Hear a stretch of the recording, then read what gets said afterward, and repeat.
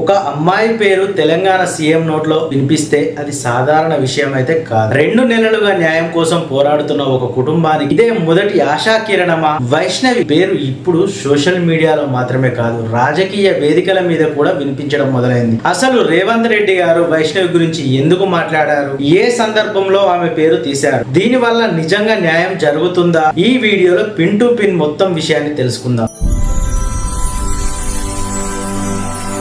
ఈ రోజు మే 16 అంటే వైష్ణవి ఈ లోకాన్ని విడిచి వెళ్లి సరిగ్గా 2 నెలలు పూర్తయ్యాయి. మార్చి 16 రాత్రి జరిగిన ఆ సంఘటన ఇంకా చాలా మందికి నిద్ర పట్టనివ్వడం లేదు. ఒక అమ్మాయి పెళ్లి అయిన తర్వాత తన భవిష్యత్తు కోసం ఎన్నో కలలు కంటుంది, కానీ కట్టుకున్న వ్యక్తి చేతిలోనే ఆమె ప్రాణం పోవడం నిజంగా చాలా బాధాకరం. వైష్ణవి కుటుంబం చేసిన పోరాటం గురించి ప్రత్యేకంగా చెప్పాలి. ఎవరిని వదలలేదు, రాజకీయ నాయకులను కలిశారు, మీడియాను ఆశ్రయించారు, ప్రతి చోట న్యాయం కోసం వేడుకున్నారు. ఇప్పుడు మొదటిసారి వాళ్ళ ఆశలకు కొంచెం వెలుగు కనిపిస్తున్నట్టు అనిపిస్తుంది. ఇటీవల ఒక ప్రోగ్రామ్ లో సీఎం రేవంత్ రెడ్డి గారు మాట్లాడుతున్న సమయంలో కొరుట్ల మండలం జైత్యాల జిల్లా మాదాపూర్ గ్రామం గురించి ప్రస్తావన రావడం, అక్కడ జరిగిన ఘటనల గురించి మాట్లాడడం అందరి దృష్టిని ఆకర్షించింది. అక్కడి నుంచే ఇప్పుడు ఒక ప్రశ్న మొదలైంది. వైష్ణవి కేసు నిజంగా సీఎం దృష్టికి వెళ్ళిందా? ఎందుకంటే ఇన్ని రోజులుగా వైష్ణవి అన్నదమ్ములు ఒకటే అడుగుతున్నారు, మా చెల్లికి న్యాయం జరుగుతుందా లేదా? వాళ్ళు పడిన బాధ, వాళ్ళు చేసిన పోరాటం చాలా మందిని కదిలించింది.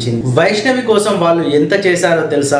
ల్యాండ్ కొనిచ్చారు, బండి కొనిచ్చారు, బంగారం కూడా కొనిచ్చారు, అప్పులు కూడా చేశారు, ఆఖరికి వాళ్ళ ఇల్లును కూడా అమ్మడానికి కూడా సిద్ధపడి ఇల్లును కూడా తాకట్టు పెట్టారు. మా అమ్మాయి జీవితం బాగుండాలి అన్న ఒక్క ఆశతో అన్ని చేశారు, కానీ చివరకు ఆమెను ఈ లోకంలో లేకుండా చేశారు. ఇంకా బాధాకరమైన విషయం ఏంటంటే వైష్ణవి అప్పటికే 5 నెలల గర్భిణి అని కుటుంబం చెబుతుంది. అలాంటి సమయంలో కూడా ఇలా జరగడం చాలా మందికి కోపం తెప్పిస్తుంది. కానీ ఇక్కడ ఒక విషయం మాత్రం నిజం, వైష్ణవి కుటుంబం ఒంటరిగా పోరాడలేదు. చాలా మంది యూట్యూబర్స్, సోషల్ మీడియా ప్రజలు సపోర్ట్ చేశారు. వైష్ణవి చనిపోక ముందు ఆమెకు 43,000 సబ్స్క్రైబర్స్ మాత్రమే ఉండేవారు, కానీ ఆమె మరణం తర్వాత లక్షల మంది ఆమెకు మద్దతుగా నిలబడ్డారు. అంటే ప్రజలు ఈ విషయాన్ని ఎంత సీరియస్ గా తీసుకున్నారో అర్థం చేసుకోవచ్చు. ఇప్పుడు అందరి ఆశ ఒక్కటే, ఈసారి అయినా న్యాయం జరుగుతుందా? పోస్ట్ మార్టం రిపోర్ట్స్, కేసు ముందుకు వెళ్లే విధానం, ప్రభుత్వ స్పందన, ఇవి అన్ని ఇప్పుడు చాలా కీలకం. కానీ ఒక విషయం మాత్రం మనం ఖచ్చితంగా చెప్పొచ్చు, వైష్ణవి కుటుంబం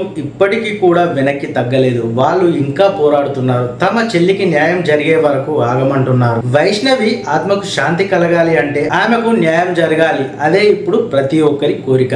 మరి మీ అభిప్రాయం ఏంటి? రేవంత్ రెడ్డి గారి మాటల తర్వాత ఈ కేసులో నిజంగా మార్పు వస్తుందా? వైష్ణవికి న్యాయం జరుగుతుందా? కామెంట్ లో తప్పకుండా చెప్పండి. ఈ వీడియోను షేర్ చేసి ఈ విషయాన్ని మరింత మందికి చేరవేయండి. నెక్స్ట్ వీడియోలో మళ్ళీ కలుసుకుందాం.